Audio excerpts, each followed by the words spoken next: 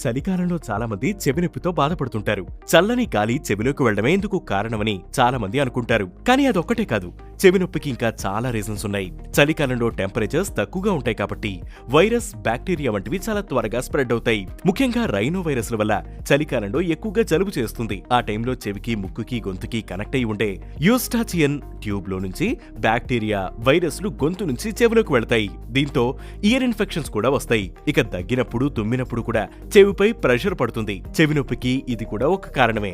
Sinus ఉన్నవారికి కూడా winter season లో ఈ ప్రాబ్లం ఎక్కువగా ఉంటుంది. అయితే కొన్ని టిప్స్ పాటిస్తే ఈ సమస్య నుంచి బయటపడవచ్చు. చెవుల్లోకి, ముక్కుల్లోకి చల్లని గాలి వెళ్లకుండా కేర్ తీసుకోవాలి. సైనస్, దగ్గు, జలుబు సమస్యలతో బాధపడేవారు చెవుల విషయంలో కూడా జాగ్రత్త తీసుకోవాలి. చెవిని ఎప్పుడూ పొడిగా, శ్రద్ధగా ఉంచుకోవాలి. డాక్టర్ సలహా లేకుండా ఇయర్ డ్రాప్స్ వాడకూడదు.